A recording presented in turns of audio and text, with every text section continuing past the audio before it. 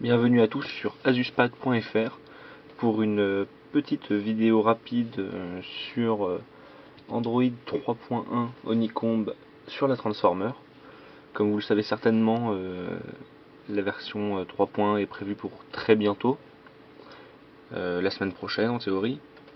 Et il a été trouvé sur le net une version, on va dire une version officielle, mais qui ne devait pas être connue du public, de la 3.1, que vous pouvez installer très facilement en suivant la procédure qui est sur notre site internet. Et donc on va voir ce que ça apporte sur la Transformer. Alors dans un premier temps, la première grosse modification, la plus visible, c'est la fluidité de l'appareil. L'appareil a un gros bond en avant de ce niveau-là, surtout sur le navigateur internet. Ça, on verra ça tout à l'heure. J'y reviendrai. Il y a d'autres petits détails qui ont été ajoutés, comme la gestion plus poussée du multitâche. Le multitâche avant était limité à 5 applications. Vous voyez que là maintenant on est passé à une liste scrollable qui peut aller jusqu'à 18 applications. Après ça, on a eu le coup des widgets qui sont maintenant redimensionnables, c'est-à-dire qu'on prend un widget, on le pose sur le bureau et après on peut le rapetissir. Je vais recommencer. Voilà.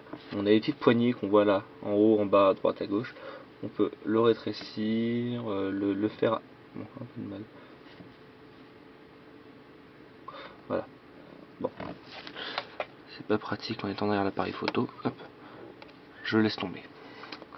Mais vous voyez, on peut les redimensionner, en faire quelque chose qui convient à son utilisation, en faire un petit widget comme ça, en faire une grande page entière. Et donc ça ne marche pas avec tous les widgets, mais ça marche avec les principaux, le widget Gmail, application email, agenda, favoris, enfin, pas mal de widgets tout de même. Autre petite nouveauté, qui n'en est pas vraiment une, je pense, étant donné que la version qu'on a installée est une version qui est censée être une mise à jour américaine. Donc on a l'ajout de quelques applications, dont l'application livre, c'est Google Books, auquel on n'a pas accès en fait. C'est un e-reader, on peut le lancer, on a quelques livres préinstallés. Par contre, si on veut aller à la boutique, il nous le marquait en disant qu'il n'est pas disponible pour notre pays normalement.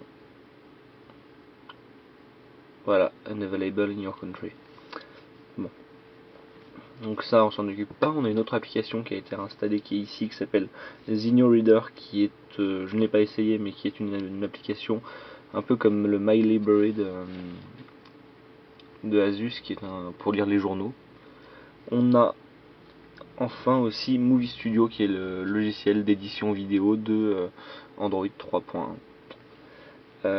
Une autre modification, en fait, donc j'en parlais tout à l'heure, le navigateur internet qui est maintenant beaucoup plus rapide, qui charge les pages à une vitesse qui est quand même assez impressionnante, qui est quasiment aussi rapide qu'un navigateur du bureau en fait. Et on a cette petite poignée qui a été rajoutée à droite pour monter et descendre plus vite, mais aussi on n'a plus le problème, ou quasiment plus le problème d'écrire dans un champ avec le clavier avec une latence. Maintenant la latence n'existe quasiment plus et on a gagné un énorme plus en confort. Donc voilà.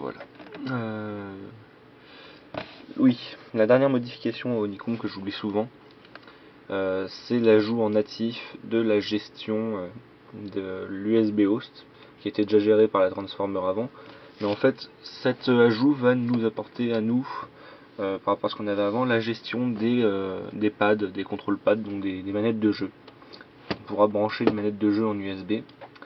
Je ne l'ai toujours pas essayé, je l'essayerai à l'occasion avec un émulateur console, Super NES ou quelque chose comme ça. On verra si ça marche et si j'arrive à faire quelque chose avec, je vous en ferai une petite vidéo. Voilà, j'espère que cette vidéo vous aura plu et j'espère vous revoir très bientôt sur asuspad.fr. Merci.